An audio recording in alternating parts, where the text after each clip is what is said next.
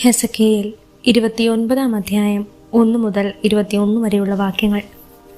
10-ാം വർഷം 10-ാം മാസം 12-ാം ദിവസം കർത്താവിനോട് ചെയ്തു, മനുഷ്യപുത്ര, ഈജിപ്ത് രാജാവായ ഫറവോയുടെ നേരെ മുഖം തിരിച്ച് അവനും ഈജിപ്ത് മുഴുവനുമെതിരെ പ്രവചിക്കുക. ദൈവമായ കർത്താവ് ചെയ്യുന്നു, ഈജിപ്ത് രാജാവായ ഫറവോ നൈൽ എന്റേതാണ്, ഞാനാണത് നിർമ്മിച്ചതെന്ന് പറഞ്ഞുകൊണ്ട് നദികളുടെ മധ്യേ ശയിക്കുന്ന മഹാസർപ്പത്തെ ഞാൻ നിനക്കെതിരാണ്. നിന്റെ കടവായിൽ ഞാൻ ചൂണ്ട കോർക്കും, നിന്റെ നദികളിലെ മത്സ്യങ്ങളെയെല്ലാം നിന്റെ ശൽഖങ്ങളിൽ ഞാൻ ഒട്ടിക്കും.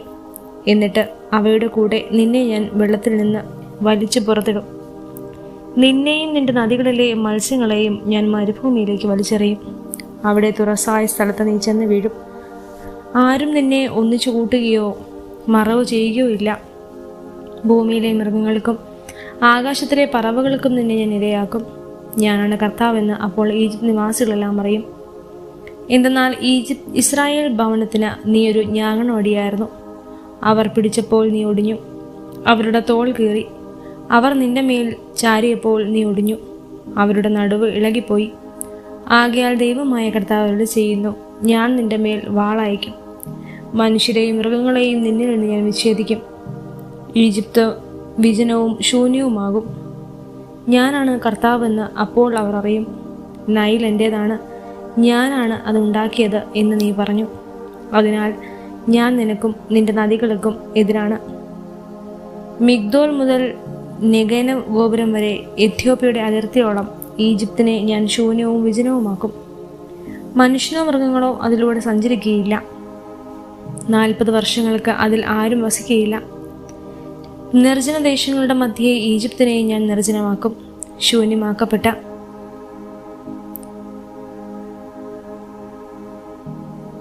നഗരങ്ങളുടെ കൂടെ 40 വർഷത്തേക്ക് അവരുടെ നഗരവും ശൂന്യമായി കിടക്കും. ഈജിപ്തുകാരെ ജനതകളുടെയും രാജ്യങ്ങളുടെയും ഇടയിൽ ഞാൻ ചിതറിക്കും. ദൈവമായ കർത്താവ് ചെയ്യുന്നു, ചിതറിപ്പാർക്കുന്ന ദേശങ്ങളിൽ നിന്ന് 40 വർഷം കഴിയുമ്പോൾ ഞാൻ ഈജിപ്തുകാരെ ഒന്നിച്ചു കൂട്ടും. അവരുടെ സ്ഥിതി ഞാൻ പുനഃസ്ഥാപിക്കും. തങ്ങളുടെ ജന്മദേശമായ പാത്രോസിലേക്ക് ഞാൻ അവരെ തിരികെ കൊണ്ടുവരും. അവിടെ അവർ ഒരു എളിയ രാജ്യമാകും.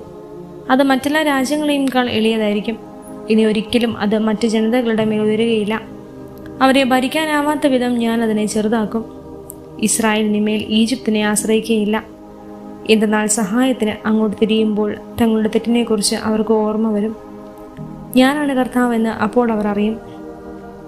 27-ാം വർഷം 1-ാം മാസം 1-ാം ദിവസം കർത്താവിനോട് ചെയ്തു, മനുഷ്യപുത്ര, ബാബിലോൺ രാജാവായ നബൂഖദ്നേസർ ടയറിനെതിരെ തൻ്റെ സൈന്യത്തെ കൊണ്ട് കഠിനമായി പൊരുതിച്ചു. എല്ലാ തലയും കഷണ്ടിയായി, എല്ലാ തോളിലെയും തൊലി ഉരിഞ്ഞുപോയി. എന്നിട്ടും അവനോ അവൻ്റെ സൈന്യത്തിനോ ടയറിനെതിരെ ചെയ്ത വേലയ്ക്ക് പ്രതിഫലമൊന്നും ലഭിച്ചില്ല.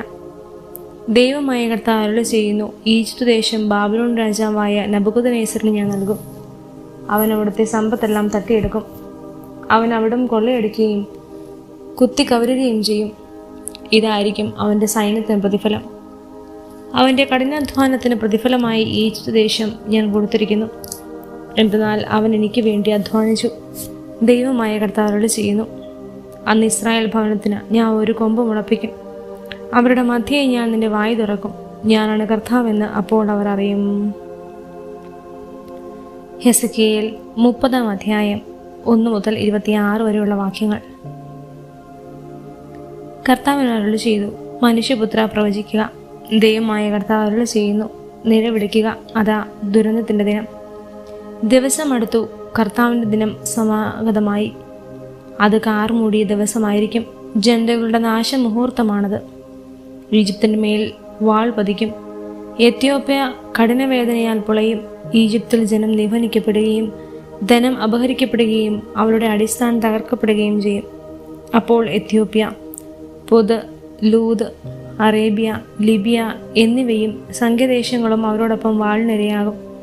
കർത്താവ് ചെയ്യുന്നു, ഈജിപ്തിനെ പിന്താങ്ങുന്നവർ നിലം പതിക്കും. അവരുടെ ഉന്നത വീര്യം നശിക്കും. മിഗ്ദോൽ മുതൽ സെവേന വരെയുള്ളവർ വാളിനിരയാകും. ദൈവമായ കർത്താവ് ചെയ്യുന്നു, നിർജ്ജന രാജ്യങ്ങളുടെ മധ്യേ അവളും നിർജ്ജനമാകും.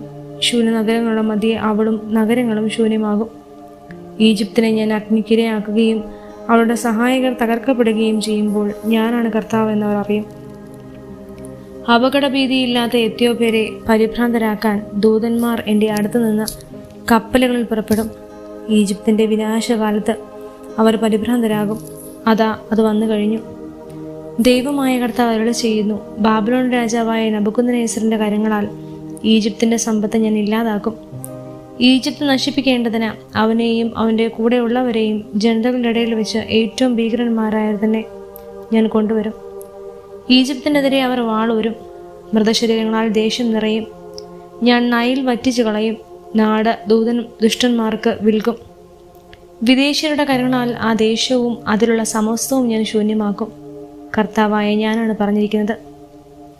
ദൈവമായ കർത്താവ് അരുളി ചെയ്യുന്നു, ഞാൻ വിഗ്രഹങ്ങൾ നശിപ്പിക്കും. മെംഫിസിലെ പ്രതിമകൾ ഉടച്ചു കളയും. ഈജിപ്തിൽ ഇനിമേൽ ഒരു രാജാവ് ഉണ്ടായിരിക്കുകയില്ല. അങ്ങനെ ഞാൻ ഈജിപ്തിൽ ഭീതി ഉളവാക്കും.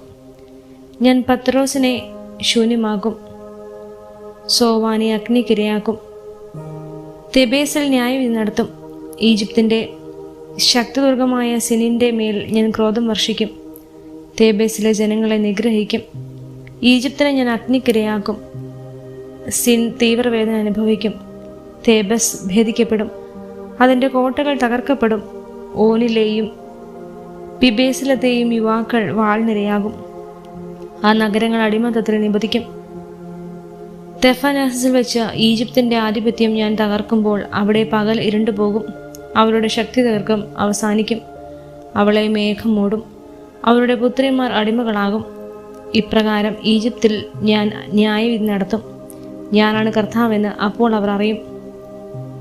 11-ാം വർഷം 1-ാം മാസം 7-ാം ദിവസം കർത്താവിന് അരുളി ചെയ്തു, മനുഷ്യപുത്ര, ഈജിപ്തിലെ രാജാവായ ഫറവോയുടെ കരം ഞാൻ തകർത്തിരിക്കുന്നു.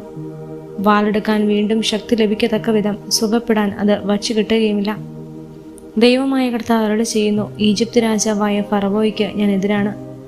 അവൻ്റെ ബലിഷ്ഠമായ കരവും ഒടിഞ്ഞ കരവും രണ്ടും ഞാൻ ഒടിക്കും. അവൻ്റെ കയ്യിൽ നിന്ന് വാൾ താഴെ വീഴും. ഈജിപ്തുകാരെ ജനതകളുടെയും രാജ്യങ്ങളുടെയും ഇടയിൽ ഞാൻ ചിതറിക്കും. ബാബിലോൺ രാജാവിൻ്റെ കരം ഞാൻ ശക്തമാക്കും.